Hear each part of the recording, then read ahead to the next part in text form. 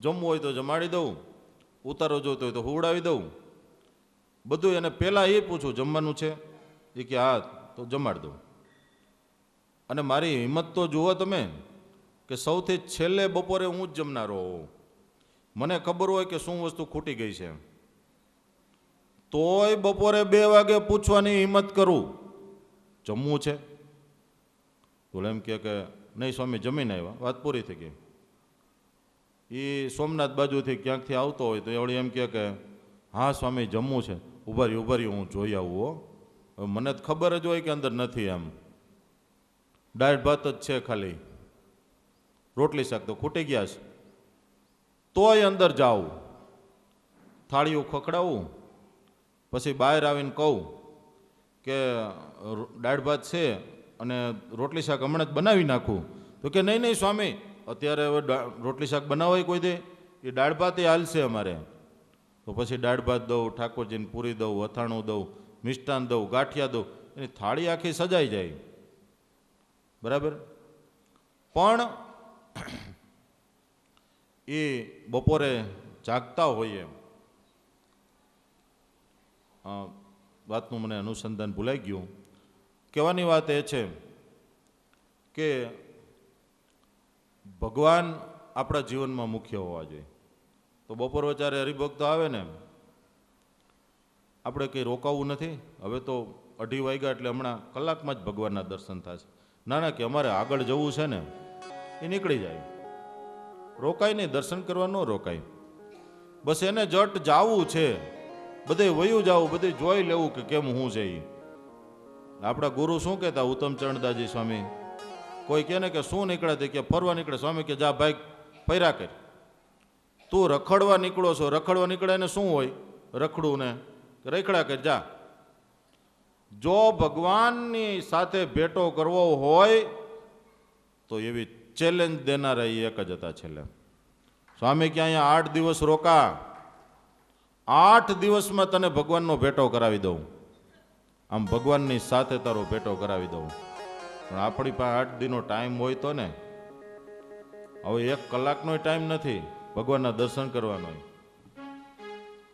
આવ્યા નથી ને ફટાફટ ભાગ્યા નથી. ભગવાને ક્યાં શું લીલા કરી, અહીંયા શું ઘટના ઘટી હતી. અહીંયા પંચાળાની અંદર ઝીણાભાઈ થયા, ઝીણાભાઈના બેન અદીબા, આ ગામમાં મહારાજે શું લીલા કરી. ક્યાં નાયા મહારાજ, ક્યાં સૂતા, ક્યાં રોકાણા. એ તીર્થોના દર્શન આપણે કરવા જોઈએ. પણ આપણું તો બધું મુખ્ય થઈ ગયું આજ, એટલે આર્તનાદ. આવું તમ ચરણના નાથજી, મારે રેવું તમારે પાસજી. કાંઈ નક્કી કરો મહારાજ, કાંઈ નક્કી કરો મહારાજ. દિવ્ય લૌકિક મૂર્તિ નહીં મેલું મારા મૂર્તિ. તમે પ્યારા છો મહારાજ, તમે વાલા છો મહારાજ. સુરદાસજીને બોલાવ્યા છે, નવું મકાનનું ઉદ્ઘાટન છે, સાંજનો સમય છે.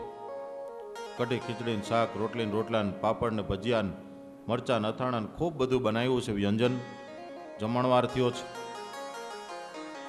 સાંજના 8-9 વાગ્યા હશે. સુરદાસજીને એક જગ્યાએ બેસાડી દીધા, આસન પાથરી દીધું, અને સુરદાસજી પોતાના હાથમાં જે કાંઈ રામસાગર આદિ સાધન હશે એ લઈને ભગવાનનું ભજન કરવા લાગ્યા. આ બાજુ રાત્રિનો સમય હતો, ત્યાંથી તો લાઇટો તો હતી નહીં, દીવાના અંજવાળે આ બધું કામ થાય. અને સુરદાસજી તો ભગવાનની મસ્તીમાં એટલા બધા ખોવાઈ ગયા કે સમયની ખબર જ ન પડી. રાતના 2, 2:30, 3 વાગી ગયા. હવે સામે પછી કોણ બેઠું હોય તમે વિચાર કરો. મોટા ભાગના લોકો તો બધા ઉઠીને ચાલ્યા ગયા, ઘણા લોકો સૂઈ ગયા.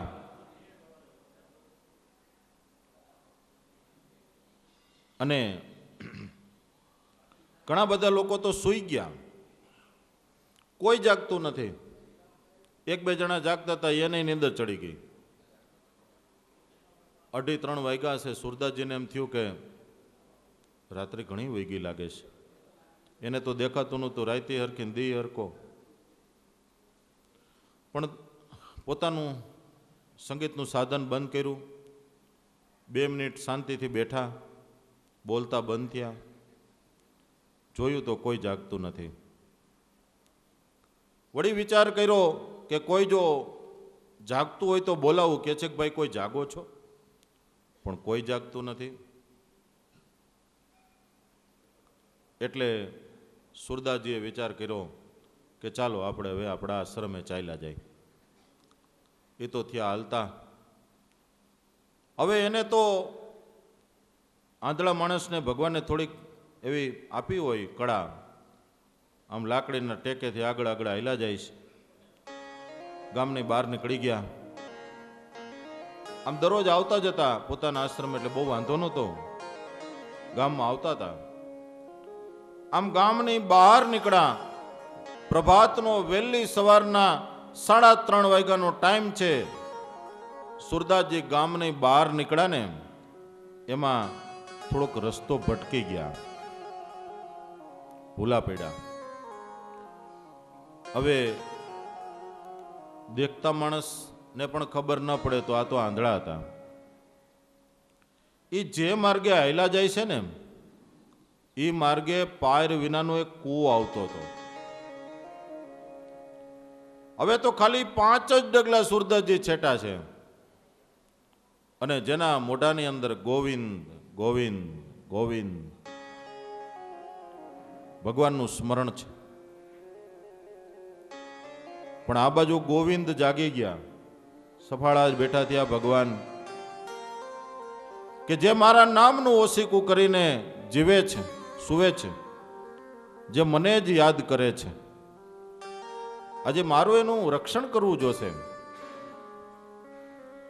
અને એ સમયે ભગવાન એક નાના બાળકનું રૂપ લઈ અને આવી ગયા. કે છે કે બાબાજી બાબાજી. સુરદાસજીએ કોઈ બાળકનો અવાજ સાંભળ્યો. કે છે કે બોલ બચ્ચા, તું કોણ એમ? એટલે નાના એવા બાળક બનેલા ભગવાને સુરદાસજીની લાકડી એને પકડી લીધી. લાકડી પકડીને આમ થોડાક એને એક બાજુ વાળ્યા. બાબાજી ઇધર ચલીએ, બાબાજી ઇધર ચલીએ.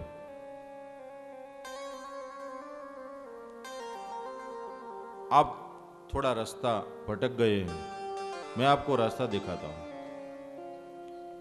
સુરદાસજીને એમ થયું કે અત્યારે છોકરો કોણ હશે? આ અવાજ ઉપરથી તો કોઈ 7-8 વર્ષનો નાનું બાળક હોય એવું લાગે છે. કે બેટા અભી તું યહાં કૈસે? ત્યારે બાળક બનેલા ભગવાન છે એ કહે છે કે બાબાજી મેં યહીં ગાંવ કા હું. અચ્છા, તારું નામ શું છે બેટા? ને ભગવાન મૂંઝાણા. કહે છે કે वैसे तो बाबा जी मेरा नाम कोई गोविंद कहते, गोपाल कहते, कान्हा नाम से भी कोई पुकार लेते हैं. वैसे तो मेरा नाम बहुत है. સુરદાસજી ને લાઈટ થઈ કે કોઈ ગ્રહસ્થનો છોકરો સવારના 3:30 વાગે અવાવરું ગામની બહાર 7-8 વર્ષનો દીકરો અડધી પોણી રાત્રિએ એકલો કોઈ દિવસ આવી જ ન શકે. શક્ય જ નથી. નાનું બાળક કોઈ દી ગામની બહાર હોય, કોઈક મોટું માણસ હોય તો બરોબર છે. લાઈટ થઈ ગઈ સુરદાસજીને કે અવાજ સાંભળીને મારા મનની અંદર ઝણકારા કેમ થાય છે? મન માંડ્યું છે આકર્ષાવા. કદાચ નક્કી ભગવાન હોય છે. અને પાછો નામ ચતુરાઈથી કેવું કહે છે કે મેરા નામ ગોવિંદ હે, ગોપાલ હે, કાના હે. અચ્છા, તબ તો તુમ આ ગયે. પણ સુરદાસજીને રમત ચડી છે કે આજે જેને પોકારતા પોકારતા મારી ઉંમર આજે ગરડી થઈ ગઈ, હું જેને પોકારતા ગઈઢો થઈ ગયો, આજે એ આવી ગયા, મારી સામે આવી ગયા. એટલે આમ હૃદયમાં પ્રેમ વિભોર થઈ ગયા. સુરદાસજી ભગવાનને પકડી લેવા માટે સુરદાસજીનું મન તલપાપડ બનવા લાગ્યું કે હમણાં કાનાને પકડી લઉં, આજ તો છોડવો નથી, આજ તો પકડી જ લેવો છે. એટલે પેલી લાકડીનો એક છેડો ભગવાને પકડ્યો તો એટલે કુવાથી તો એક બાજુ એને વારી દીધા. એટલી વાતચીતમાં સુરદાસજી ધીમે ધીમે ડગલા ભરે છે, પણ પેલી લાકડી જે ભગવાને પકડી છે ને, એ લાકડીનો બીજો છેડો સુરદાસજીના હાથમાં છે. એ આમ ધીમે ધીમે સરકાવતા જાય છે અને નજીક થતા જાય છે. ભગવાને વિચાર કર્યું કે છે તો આંધળો અને મારી હારે કારાસાવા કરે છે, મને પકડવાની કોશિશ કરે છે. અરે મને મારી માય નથી પકડી હગી, મને કોઈ નથી પકડી શકતા, અને આ એક તો પાછો છે આંધળો અને પાછો મને પકડશે. વાહ, કેવી ચાલાકી કરે છે કે લાકડી આમ ધીમે ધીમે ગાળો ટૂંકો થતો જાય છે. આમ અંદાજ લગાવી અને સુરદાસજીએ હાથ ફેરવી અને જોઈ લીધું કે હવે આ જગ્યાએ જેનું કાંડું હોવું જોઈએ. આમ જે ઝપટ મારી, પણ જ્યાં ઝપટ મારીને ત્યાં તો ભગવાને લાકડી છોડી દીધી, દૂર જઈને ઉભા રહ્યા અને સુરદાસજી પ્રેમ વિહવળ થઈ ગયા. હાથમાં જે પેલો રામસાગર જે કઈ હશે સંતુરો એનો કર્યો ઘા, લાકડી મૂકી દીધી. કે છે કે કહા ચલે ગયે તુમ, मैं पहचान चुका हूं तुझे, तुम कौन हो मैं जानता हूं. સુરદાસજી ની આંખોમાંથી આંસુની ધારા વહે છે અને એક દુહો પછી સુરદાસજીએ કીધો કે બાહ છુડા કે જાત હો નિર્બલ જાની મોહી, હૃદય છુડા કે જાઓ તો મર્દ બખાનું તો હી. આગ્રહી બાઈ છોડો નહીં गिरिधर, तुम संग मेरी प्रीता, बिसर न जाजो मोरे मी, मेरे मितवा, बिसर न जाजो मेरे मी, मेरे मी, मेरे મિતવા.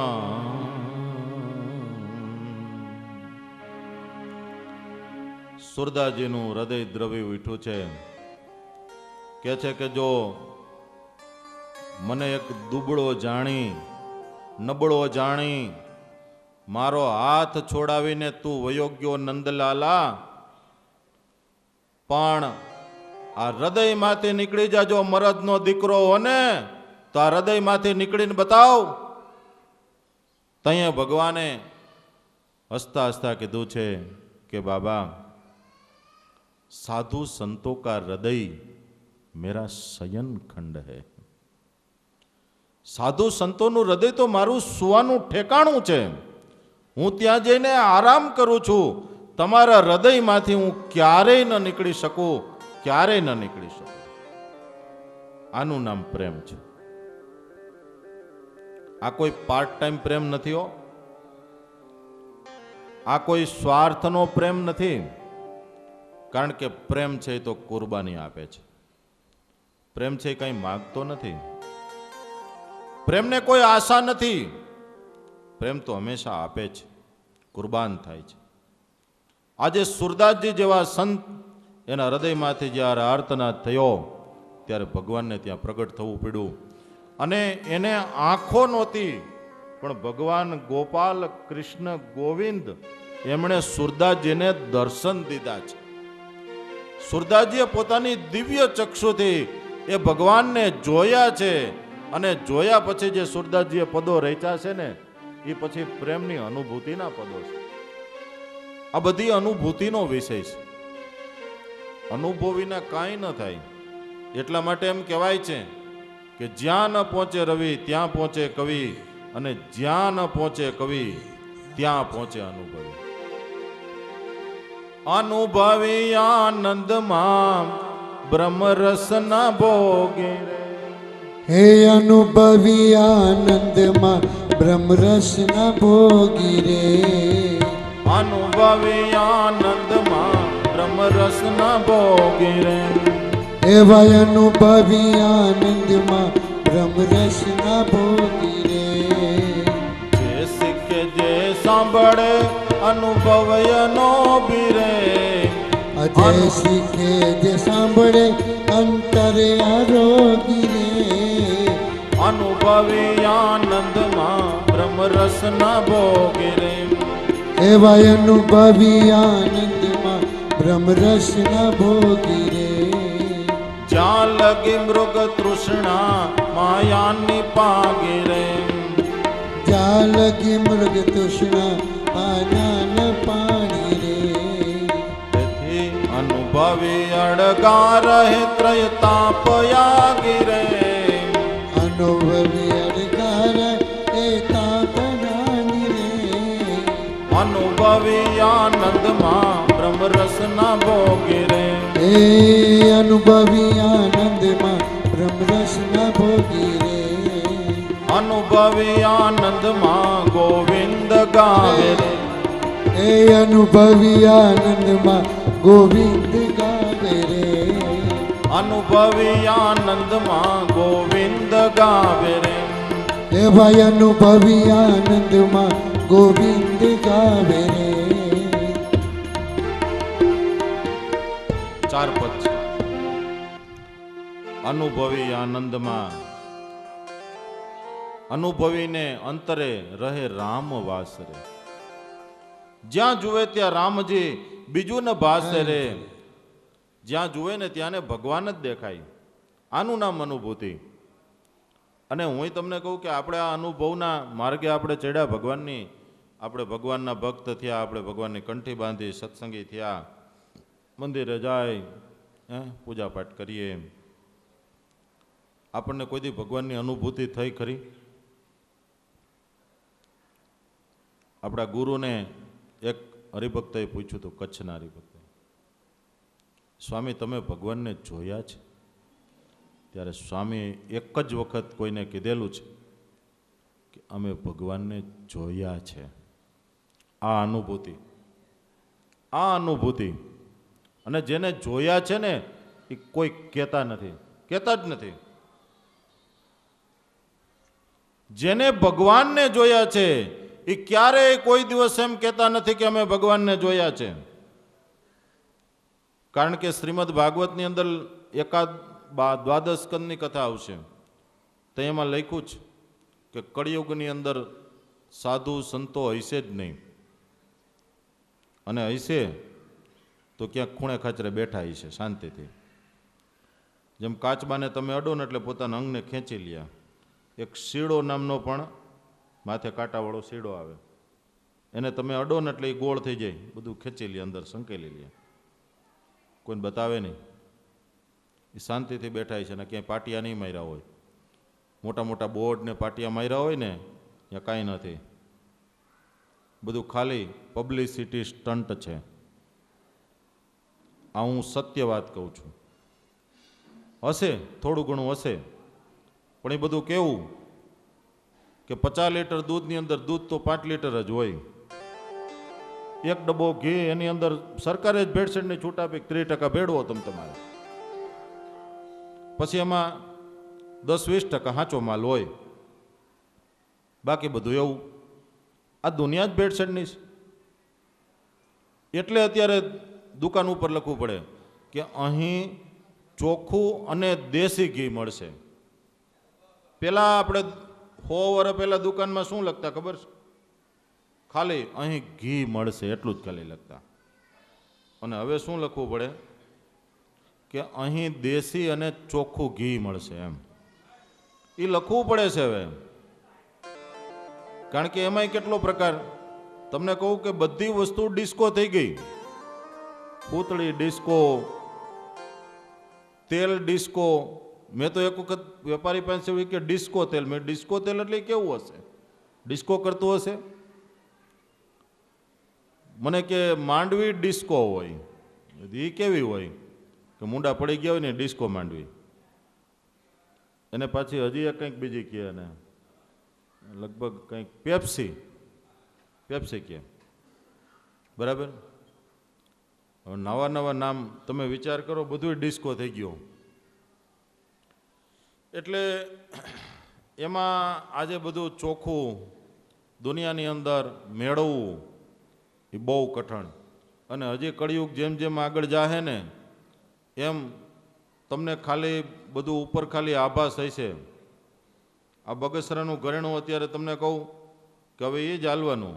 એનું કારણ કે ઓનું તો નામ નથી લેવાતું.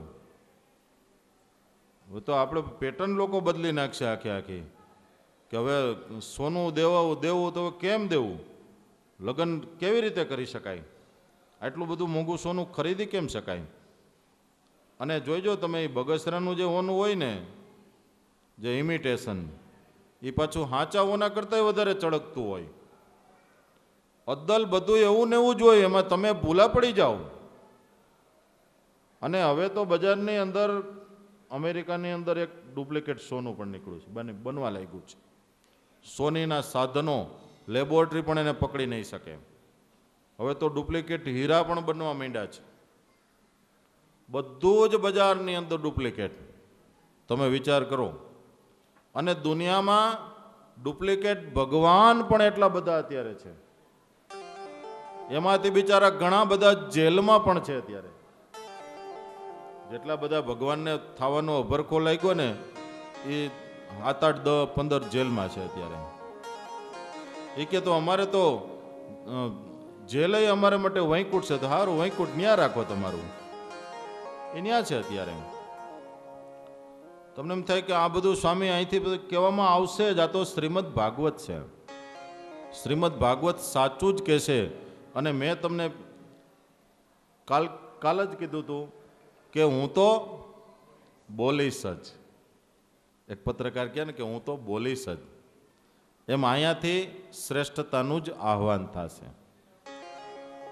ભગવાનને આર્તનાદથી પોકારીએ ને તો ભગવાન મળે. આજે ગજેન્દ્ર મોક્ષની કથા આપણે સાંભળવાની. ત્રિકુટાચળ પર્વતની તળેટીમાં એક હાથી રહે છે. હાથીને 10 જેટલી હાથણીઓ એટલી પત્નીઓ છે, 20-25 જેટલા છોકરાઓ છે. બહુ જ મોટો વિશાળ પરિવાર છે. આમ મદોન્મત હાથી છે, જબરજસ્ત.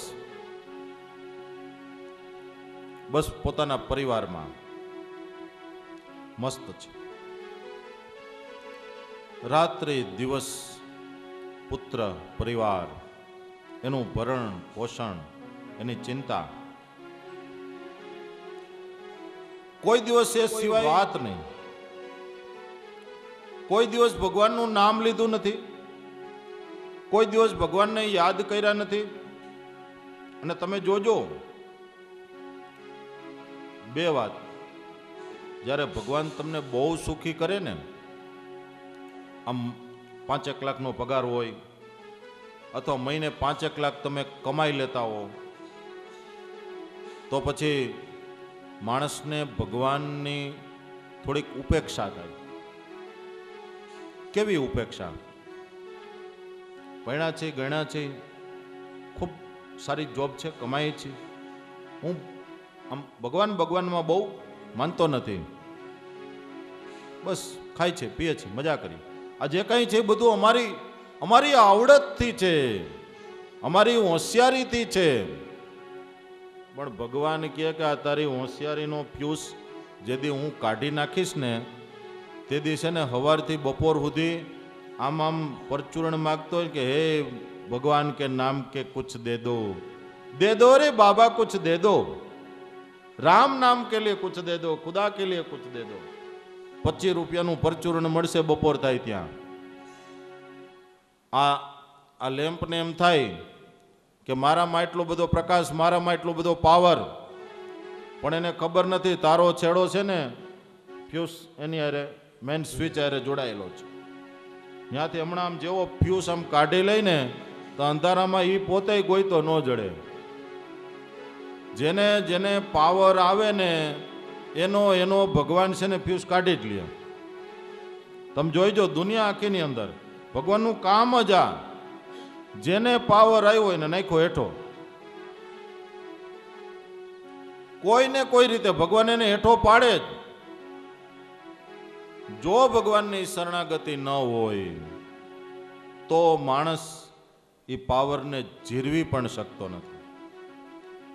એટલે આજે ગજેન્દ્ર છે ને પોતાનો પરિવાર છે, પરિવારની અંદર પ્રેમ કરવો એ કંઈ પાપ નથી.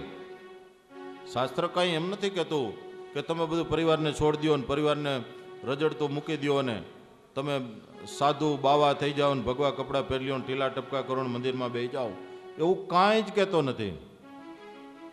આ સંસાર છે, સંસાર એ ભગવાનનું જ રૂપ છે. પૈસા કમાવા એ કંઈ પાપ નથી. ધંધો, કોઈ પણ ધંધો છે, ધંધો ખરાબ હોતો જ નથી. એની અંદર ઈમાનદારી, નીતિમત્તા, પ્રમાણિકતા એ હોવી જોઈએ.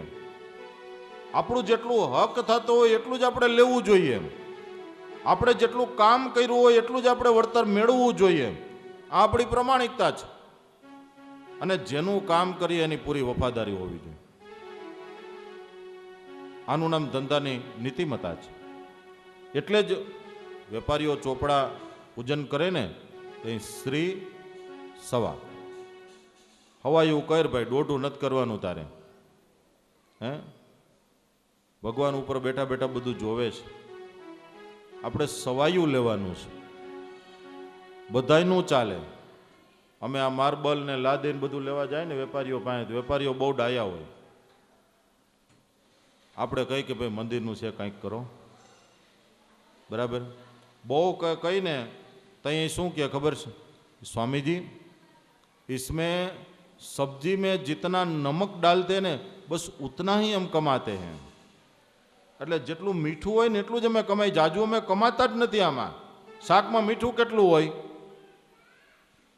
5 કિલો વજનનું શાક આપણે બનાવ્યું હોય તો મીઠું કેટલા ગ્રામ હોય? એમાં 5 કિલો હોય, કેટલું હોય? 2 ચમચી, 2 ચમચી, બસ એટલું જ અમે કમાઈ છીએ. 5 કિલોમાં 2 ચમચી જેટલું જ અમે કમાઈ છીએ. એટલે હાવ થોડુંક જ અમે કમાઈ છીએ. બસ હવે એટલું છે, લઈ લ્યો ને તમે.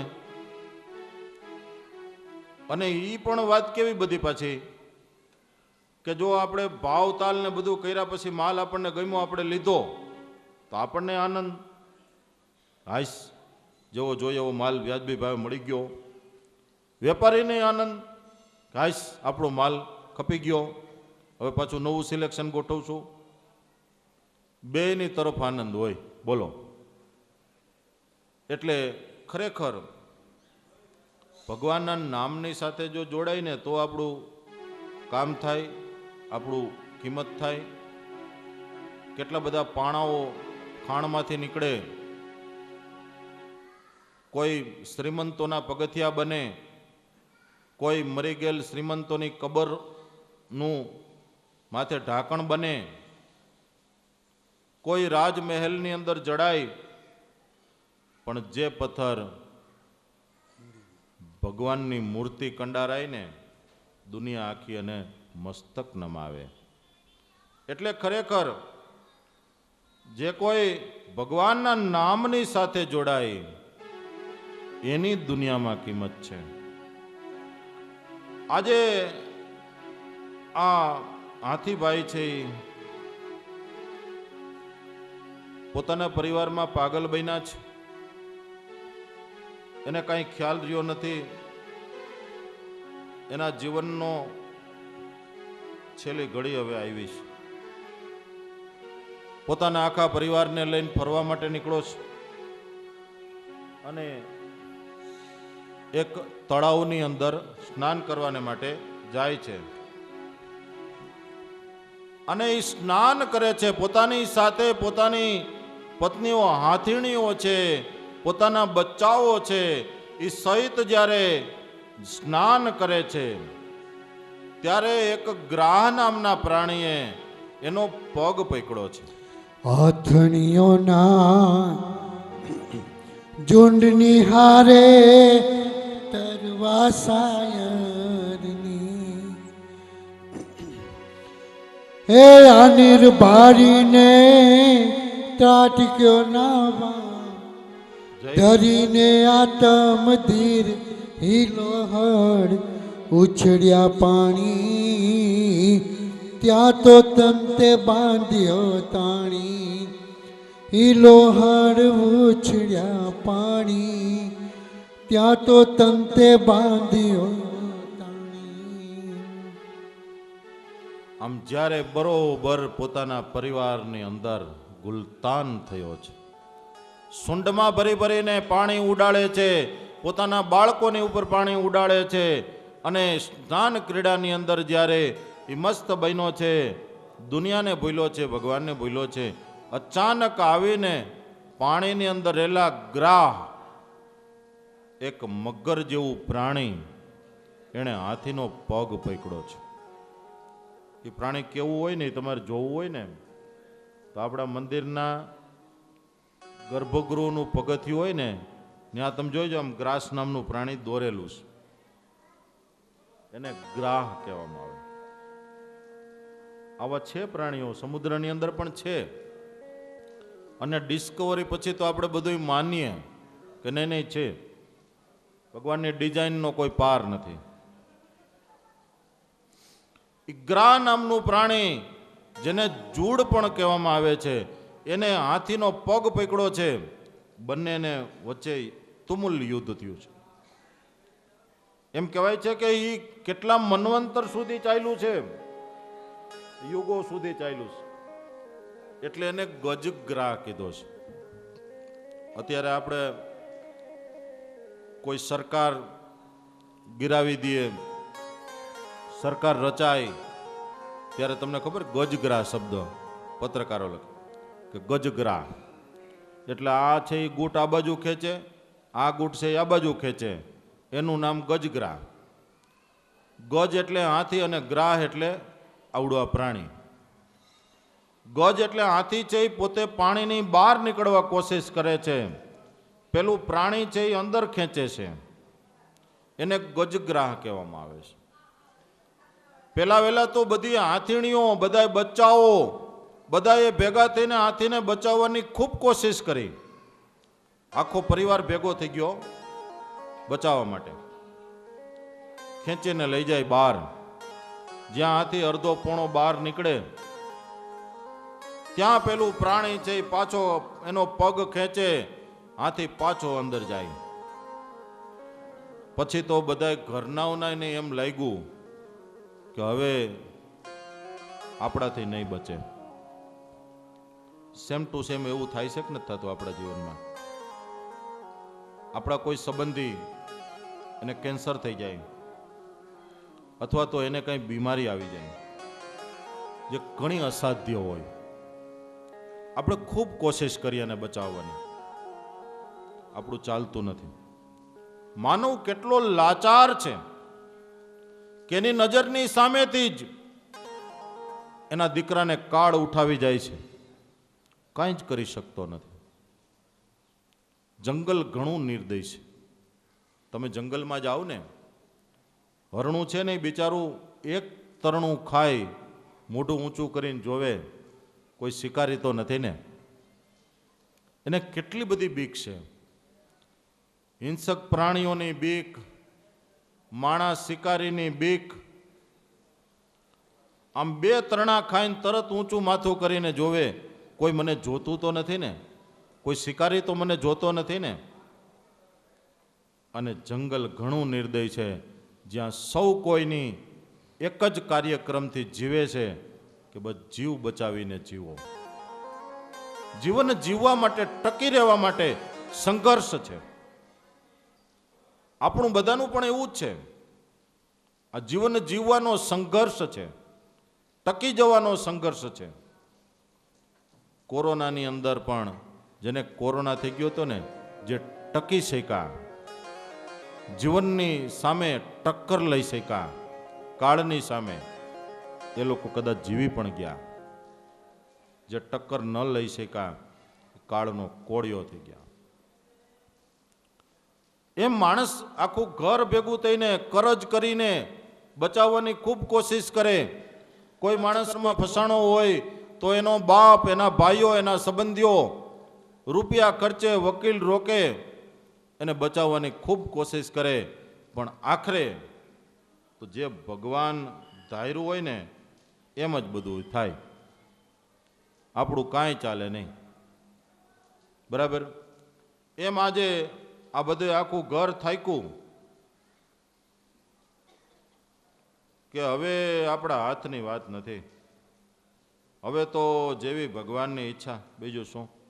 આપણે તો ઘણો કોશિશ કરી, પણ હવે શું.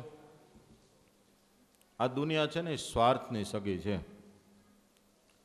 જ્યારે એમ ખબર પડે ને કે હવે આ કંઈ કામનો નથી, પછી એની પાછળ કોઈ ખર્ચ ન કરે. બરાબર? એક મુક્તનો સાખી છે કે જૈસે બુઢે બેલકુ ખેડૂત ન દેવત ખાન, યુદ્ધકુ વૃદ્ધકુ यूं ही सबही करत अपमान. ખેડૂતને જ્યારે બળદ ગઈઢો થઈ જાય ને પછી નાત મોયડો કાઢી લે, પછી નાત મોયડો ન રહેવા દે. નાત મોયડો કાઢીને પછી છે ને ધક્કો મારી દે. ગામો ગામ બિચારા એવા કેટલા બળદ રખડે છે.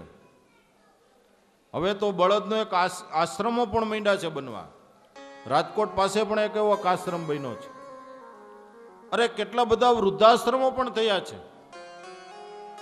અને વૃદ્ધાશ્રમો હવે પાછા લેટેસ્ટ થતા જાય છે. અને અમુક અમુક વૃદ્ધાશ્રમના નામ સાંભળો ને તા તો તમને એમ થાય કે નામ પણ કેવા. દીકરાનું ઘર લ્યો. હવે દીકરાનું ઘર તો બિચારા મૂકીને આવ્યા, પણ એને એમ લાગે ને કે આ દીકરાનું ઘર. એમ આ કોઈ સમાજની તંદુરસ્તીની વાત નથી.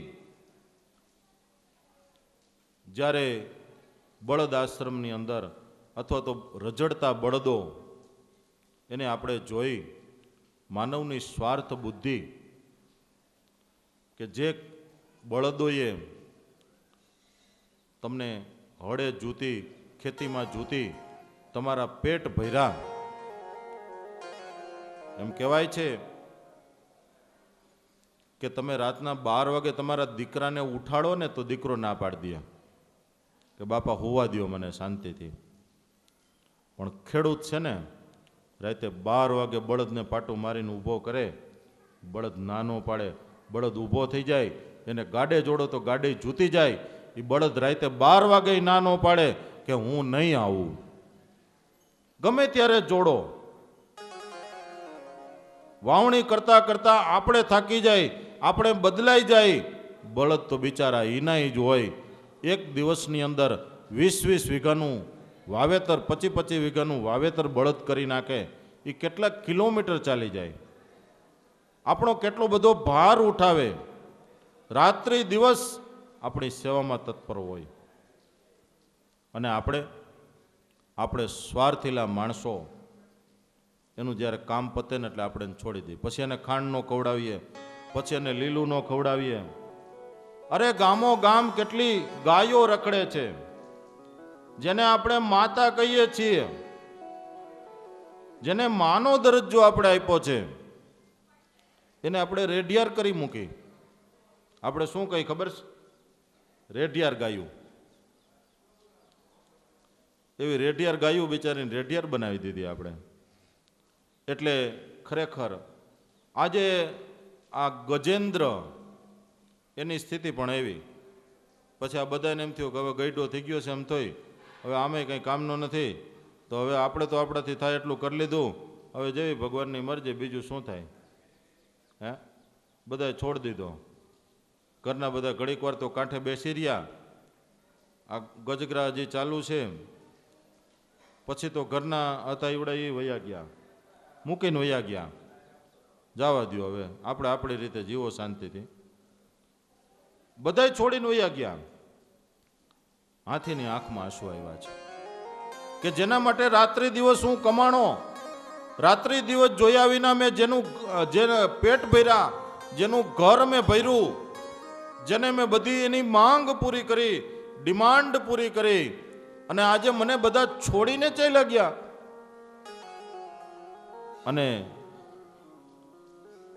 જેનું દુનિયામાં કોઈ નથી ને, जिसका कोई नहीं होता उसका खुदा होता है. જેનું દુનિયામાં કોઈ નથી ને એનું ભગવાન છે. લ્યો, જેને છોકરા હોય ન રાખે ને ભગવાન કે આવતા રહ્યો, મારી પાસે આવતા રહ્યો. ભગવાન રાખે પોતાના ધામમાં રાખે. નહીતર આપણે રિટાયર્ડ થઈ ગયેલા હોય, આપણને તો કોઈ ચોકીદારમાં ન રાખે, હે એમાંય આપણે હાલી એવા ન હોય. પણ ભગવાન તોય આવતો રહે, મારા ધામમાં આવતો રહે. ભગવાન રાખે આપણને. એટલે એ રીતે જગત સ્વાર્થી છે. હમણાં સમુદ્ર મંથનની કથા આવશે. પીધો સિંધુ અગત્ય, તો બળ કશું કીધું નહીં કોઈએ. આ સમુદ્રમાંથી રત્નો નીકળાતા, એની કથા હમણાં આવશે આપણે. પણ એની પહેલાનો એક મિનિંગ કહું કે રત્નો અંદરથી નીકળ્યા ને તો દેવો ને દૈત્યો બે ભાગ પાડી લીધા. પણ અગત્ય ઋષિએ જ્યારે સમુદ્ર પીવા લાગ્યા તો અહીંયા રત્નો જેટલા લઈ જનારા હતા ને એમાંથી કોઈ ન આવ્યા મદદ કરવા. જેટલા લાભાર્થીઓ હતા ને એ લાભાર્થી એ કોઈ સમુદ્રની મદદ કરવા ન આવ્યા કે સમુદ્ર તમારી હું રક્ષા કરું એમ. એ કઈ દેવતા નો આવ્યો, નો દૈત્ય આવ્યા. એટલે કહેવત પડી કે પીધો સિંધુ અગત્ય, તો બળ કીધું નહીં કોઈએ, કોઈ બળ કરવા ન આવ્યા. એટલે એનો ટૂંકો મતલબ એ થાય કે હવના પોટલા હવે ઉપાડવાના છે. આપણે જાત્રામાં લીલી પરકમાની હમણાં જાત્રા આવશે ગિરનારની, એમાં હવના પોટલા હવ ઉપાડે. પોટલા ઉપાડીને બધા જાતા હોય, બરાબર. એટલે હવના પોટલા હવે ઉપાડવાના છે. આપણા કોઈ પોટલા કોઈ ઉપાડી દેવાનું નથી. અને અમુક વખતે તો છે ને જીવનમાં આમ ટાઈમસર, એટલે કે 20-25 વર્ષમાં આમ બધાને છે ને ટેસ્ટ તો કરી લેવા. જે કહેતા હોય ને કે કામકાજ હોય તો કહેજો, એકાદી વાર કામ કેવું હોય એને ટેસ્ટ તો કરી જ લેવા, બધાને ટાણા હર કરી લેવા. એટલે તમે જ્યારે ખરેખર મુશ્કેલીમાં હો ને તેથી આ તમને દગો ન દે. અને આપણે આખી જિંદગી આમ બ્રહ્મ જ જીવીએ કે આપણા છે, આપણા નથી. જે આપણા હોય ને એ ટાણે ખબર પડે. અને જેથી તમારો દાળો કઠણ હોય ને તેથી તમે તમારા જે મિત્ર કહેવાતા હોય ને ઘરે જાઓ ને, દૂરથી આવતો તમને જોવે ને, હવે તો સીસીટીવી કેમેરા છે, ખબર પડી જાય અગાઉ. અને ઘરનાને કહી દે, બાથરૂમમાં ગરી જાય. હવે તો મોબાઈલ તો ખોટું બોલવાનું જ સાધન. બેઠો હોય અહીંયા ને ફોન આવે તો કે દુબઈમાં બેઠો છું, દુબઈમાં. સમજા? એટલે ફોનની તો કાંઈ હવે જાજી વાત નથી કરી, ફોનની તો વાત જ જવા દો. ખરેખર પછી જ્યાં માણસ આમ ઘરે આવે ને, આવીને પૂછે કે ક્યાં ગયા અમારા મિત્ર, તો એના ઘરવાળા કેમ, એ તો 2 દી થયા બહાર ગયા છે. આપણે કંઈ કેદી આવશે, હવે એનું ક્યાં ઠેકાણું છે. એ તો 2 દી આવે ને 2 મહિને આવે. એનું કામ તો હાવ નરસિંહ મહેતા જેવું છે. કારણ કે ખબર હતી કે આવે ને હમણાં માગશે. અને ખરેખર જ્યાં માગણી કરો ને ત્યાં ભગવાન અદ્રશ્ય થઈ જાય. માણા તો થઈ જ જાય ને, ભગવાનને ખબર પડી જાય કે હમણાં આવ્યો, હમણાં માગશે. અને પાછા આપણે ગાય શું ભાઈ ખબર છે, તમે મારા થયા હું તમારો થયો બહુ નામી. આવો આવો સદાનંદ સ્વામી, તમે મારા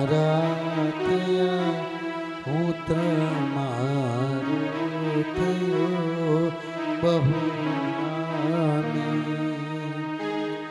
આવો આવો સહજાનંદ સ્વામી. તો ઓલી ચાવીને જુડો આપી દે ને. હા, તમે મારા થયા, હું તમે. ભગવાન કે ચાવીને જુડો લઈ જોઈ. ના, એ વાત નહીં. આપણે ઓલી દસ્યાની વાત કરી હતી ને, ખીચામાંથી દસ્યું કાઢીને ભગવાનને ધરે. લ્યો, તમે મારા થયા, હું તમારો થયો, બહુ નામી. આવો આવો સહજાનંદ સ્વામી. પણ આપણે તો ભગવાનને તોલનારા છીએ. આપણે તો કાંટાને છાબડા લઈને બેઠા છીએ. આ જે ભગવાનના ભક્તો થયા, જેના ગુણ ગાય છે ને, એને છાબડા નથી લીધા કોઈ દી. જલારામ બાપાએ કોઈ દી ત્રાજવા નહોતા લીધા, અંતોલ આપ્યું છે. એને વિચાર નથી કર્યો કે મારા ઘરમાં દાણા ખૂટી જશે. એને છેલ્લા દાણા સુધી સદાવ્રત આપ્યું છે. એને હિસાબ નથી કર્યો. અને એમ કહેવાય કે જ્યાં ટુકડો ત્યાં હરી ટુકડો. અંદરથી જીગર હોવો જોઈએ, જીગર. આમ મહેમાનને આમ મહેમાન ગતિ કરાવવી ને, જીગરની વાત છે. જીગર વિના ન થાય. એક બિપિનભાઈ, એક અમે અમેરિકાની અંદર પણ મારું એક બહુ કથા એક ફેમસ થયેલી. પછી તો નિર્મળ સ્વામીને એ હરિભક્તો ક્લાર્કસ્વેલના એ કે ઘનશ્યામ સામે લે ઓલો દાખલો કે દેવાળો. હવે દાખલો તમને અત્યારે કહું. એક ભાઈ કોઈ મિત્રો બધા સાથે ભણેલા બોર્ડિંગની અંદર, અને બધા ખાસ મિત્રો વેકેશનમાં એકાબીજાની ઘરે જાય, એકાબીજાને બહુ જ હેતપ્રીત. પછી તો બધા સૌના જીવનમાં ગોઠવાઈ ગયા, લગ્ન થઈ ગયા, અલગ અલગ થઈ ગયા. એમાં એક દિવસ 4-5 મિત્રોએ નક્કી કર્યું કે આજ તો આપણા ફલાણા મિત્ર આ ગામની અંદર આપણે સરપ્રાઈઝ દેવી. ઘરે આવ્યા ચારેય મિત્રો પેલા મિત્રની ઘરે. હવે મિત્ર તો આ ચારેય મિત્રને જોઈને ખુશ થઈ ગયો. કે છે કે હવે તો જયમાં વિના ન જવાય. ઘરે લઈ આવ્યો અને ઘરનાને કીધું કે જો આ ચારેય છે ને મારા ખાસ મિત્ર છે, એટલે ઘરે સરસ મજાની રસોઈ આપણે બનાવવાની. હવે આમ બધી જ રીતે બધું જ સારું, પણ હવે ઘરના છે એને થોડાક રસોઈ બનાવવાના, થોડાક આળસુ. મહેમાન આવે એ ગમે નહીં એને. એટલે અંદરથી તો ગમ્યું નહીં. પણ આ ભાઈએ કીધું કે નહીં, ભરેલો ભીંડો કરવો. મારા મિત્રને ભરેલ ભીંડો ભાવે છે. હું હમણાં ભીંડો લઈ આવું બજારમાંથી, અને લાડવા કરવા, કાજુ ને બદામ ને રવો ને બધું હમણાં લઈને આવું છું. અને દાળ ભાત કરવાના છે. પહેલાંના વખતમાં શું ઓલી કમોજને ખાંડીને એમાંથી ચોખા કાઢવામાં આવતા. એ કે હાલ તું બધી વસ્તુની તૈયારી કર, ત્યાં હું ફટાફટ શાક ભાજીને સીધું લઈ આવું. ચારેય મિત્રોને કીધું કે બેસો તમે, હું આવું. આ મિત્ર છે એ બધી વસ્તુ માટે લેવા માટે બજારમાં ગયો. અને આ બાજુ પેલા બહેન હતા ને, જેના ભાભી ઓલા મિત્રોના, માળિયા ઉપર ચડ્યા અને 2-3 હાંબેલા નીચે ઉતાર્યા. હવે અત્યારના છોકરી બધાને કંઈ હાંબેલું કહી તો બિચારાને ખબર ન પડે કે હાંબેલું કોને કહેવાય. હાંબેલું એટલે શું ખબર છે? આમ મોટું ઊંચું જાડું લાકડાનું હોય ને, આમ ખાંડવાનું ખાંડણિયામાં, બરાબર, એને સાંબેલું કહેવાય. જોકે અહીં તો લગભગ બધાને ખ્યાલ જ છે કે સાંબેલું કેવું હોય. પેલા આ બધું હાથથી જ ખાંડતા, અને મકાનની ઓસરીના કોરે ખાણીઓ હોય, મરચું ને બધું આપણે હાથે જ ખાંડી લેતા. તો એ સાંબેલા ઉપરથી ઉતાર્યા પણ આ બેન છે એ સાંભેલા લૂછતા જાય, ગાભો મારતા જાય અને બોર બોર જેવડા આંસુ પડતા જાય. હો, પેલા મિત્રોને એમ થયું કે ભાભી દુઃખી લાગે છે. આપણો મિત્ર હાચવતો નથી લાગતો બરોબર. ભાભીને પૂછીએ કે ભાભી દુઃખી કેમ છો? કે છે કે ભાભી કેમ તમે આંખમાં આંસુ, તમે કાંઈ દુઃખી છો? તો કે ના ના, હું મારા હાટું ક્યાં રહું, હું તો તમારા હાટું રહું. તો બધા કે અમારા હાટું? એ કે આમ તમારા ભાઈ છે ને એ આમ બધી જ રીતે સારા, મહેમાનને આવકારે, એના હાટું સારું સારું ખાવાનું બનાવે, આગ્રહ કરીને જમાડે. પણ એક કુટેવ છે એને.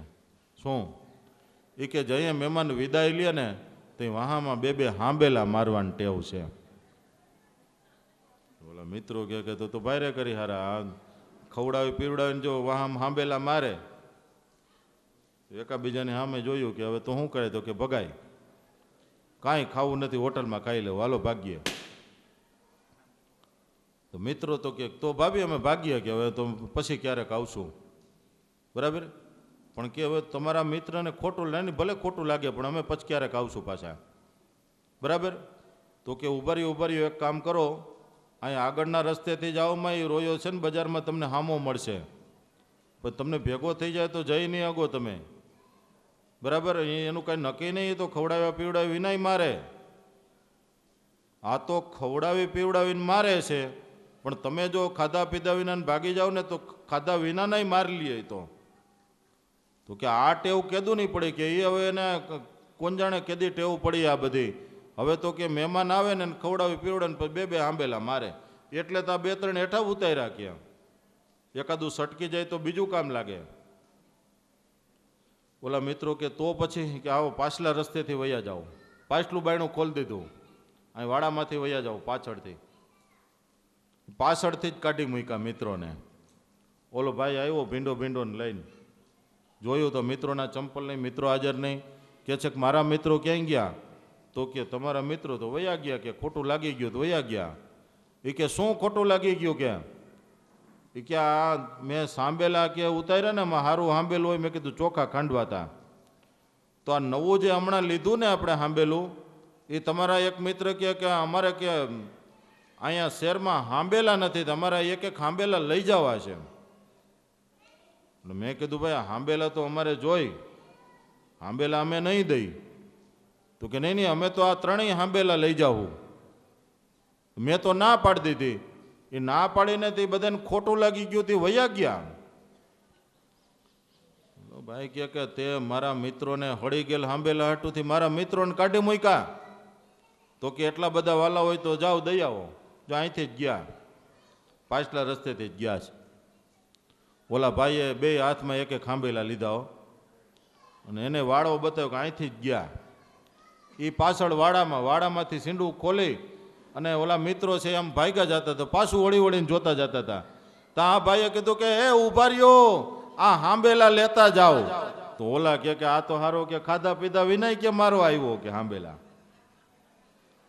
એ કે નથી જોતા? તો કે નહીં લેતા જ જાઓ. કે ના કે નથી જોતા. એ વાયડું ઠેકતા વયા ગયા, પણ ઊભા ન રહ્યા. આ મહેમાન ગતિ કરવી કાંઈ હેલી નથી હો.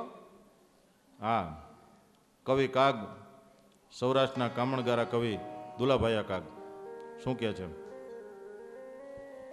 કે જાપા સુધી તું ઓઢાવાને માટે જાગે, આવકારો મીઠો આપજો. એ જીતાર આંગણિયા રે પૂછીને જે કોઈ આવે રે, આવકારો મીઠો આપજે ઓજી.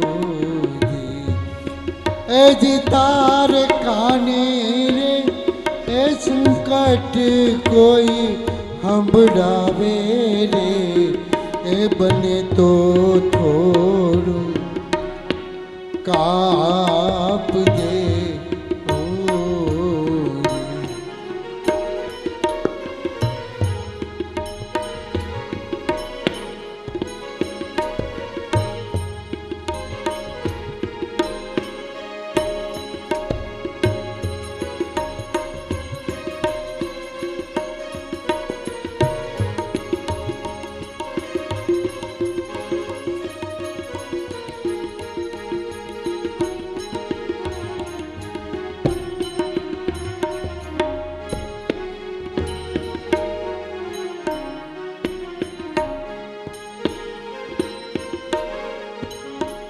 કોણ છો ને ક્યાંથી આવ્યા એમ નવ કેજે કોણ છો ને ક્યાંથી આવ્યા એમ નવ કેજે હજી એને માથું રે હલાવી હોકાર દેજે રે બની તો થોડું કાપ દે એ જી તારા આંગણિયા રે પૂછીને જે કોઈ આવે રે આવકારો નીઠો આપજે આપજે આપજે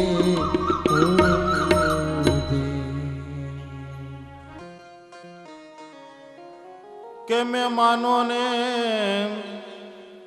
તે દિલ ભરીને માન દીધા નથી તો એ ઘર નહીં સ્મશાન સાચું સોરઠિયો ભણે અમે મનો ને માન અને અમે દલ ભરીને દીધા જો હે એને મેળ્યું નહીં રે મોલા હે જોને હાચું ફોરઠિયો ભણે કેમ પણ મારા કાઠિયાવાડમાં અને કોક દીક તું ભૂલો પણ ભગવાન હું કરું તારા એવા સન્માન કે તને સ્વર્ગ ભૂલાવી દઉં સાંભળા એ મારી હોરાઠ ધરણી જગ જૂની અને ગઢ જૂનો ગિરનાર એ જ્યાં હાવજડા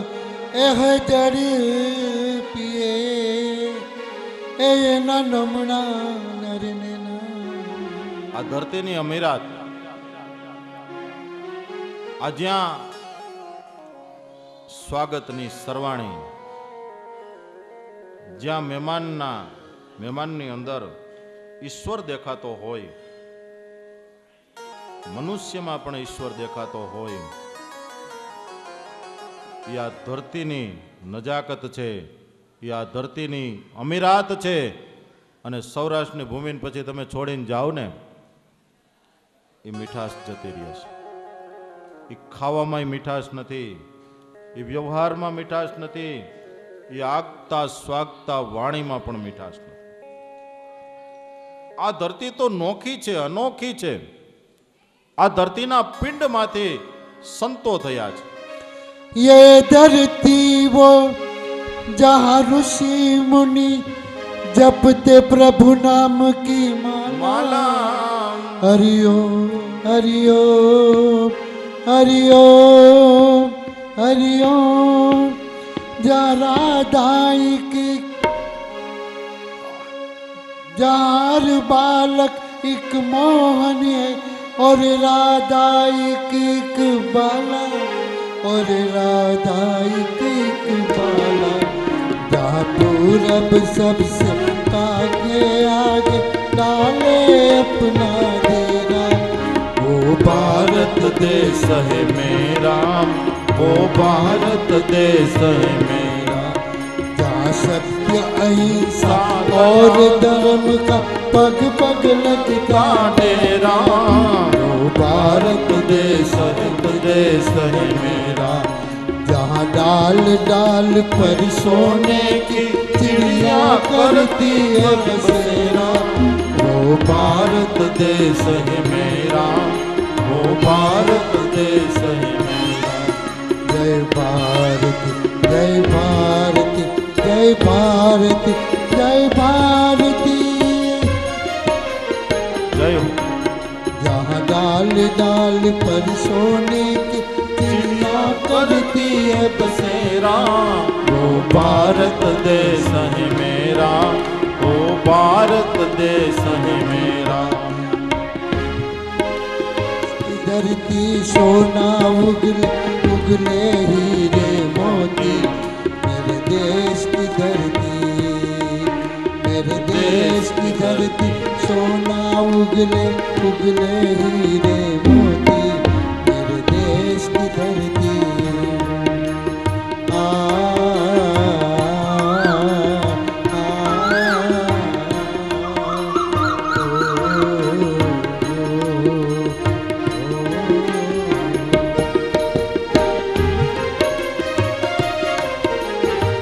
जय हो भारत माता, जय हो जय हिंद।